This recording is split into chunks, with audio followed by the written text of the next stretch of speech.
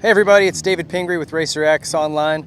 We're out here today with the 2018 Kawasaki's, 250 and 450 both. And a few changes on the 250. The 450 is pretty much the same as it was in 2017. Some bold new graphics for you, but there is some changes on the 250F. They made some refinements to the fork setting and shock setting. Those are pretty minimal, just sort of some fine tuning, but the engine actually got quite a bit of work. A new cam, new cylinder head, new ECU, new air boot, new exhaust pipe. So they really actually put some work into this thing, trying to get some more power out of it, trying to improve the middle and top. We've enlisted the help of Casey Johnson, former Supercross winner, Yamaha of Troy, factory Suzuki rider. He's going to come give us a hand today on the 250, and I'm going to ride the 450 around behind him and have some fun. So we're going to go get him dirty. We'll get back with you here with some feedback.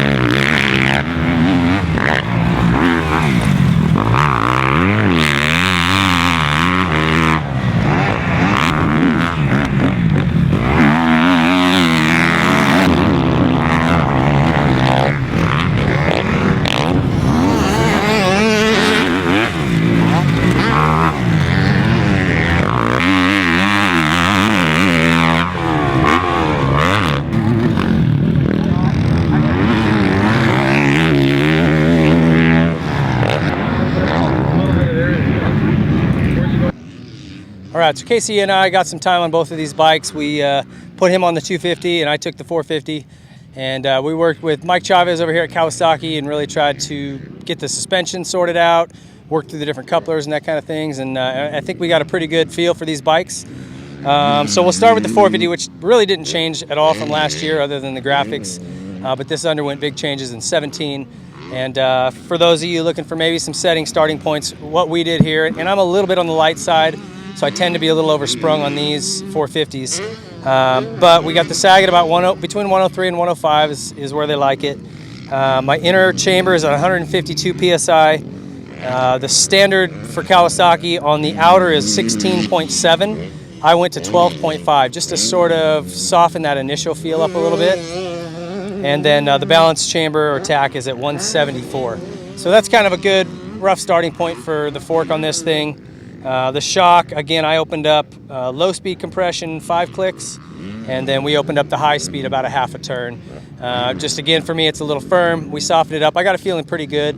Now it would just be kind of fine tuning to different tracks and things like that. So if I was going to really get into this bike for someone at 168 where I'm at, probably need a softer shock spring. But you know, those are fine tuning issues. Other than that, this bike's awesome. So much motor.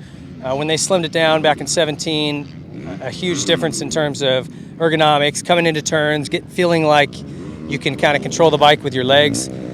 So I really like the way this bike feels now. It's just a matter of getting that suspension set up for you. The couplers, I stay with the stock one. The aggressive coupler on this thing is really aggressive. So if you're sand, track, or elevation, maybe it's something to try, but I would recommend just sticking with the standard coupler because it's usable power, there's plenty of it, and at least for me, I find I make less mistakes in the standard position. Just easier for me to ride and be smooth. So anyway, really had a good time on that bike today. Casey, let's talk a little bit about the 250. Big changes for this bike, basically in terms of the engine. They made some suspension updates, but the motors were really focused. The head got changed, the air boot, ECU, the cam, so a lot of changes. Geared it at bumping up mid and top. What was your general impression of the bike? Well, the motor's very well. I mean, it's aggressive as you want it to go. We did change the stock coupling from green to white, more aggressive, which if you're an amateur level, like intermediate or pro, you're gonna like the setting a whole lot better. It's more aggressive for you. If you're a beginner, just keep it stock. There's plenty of usable power.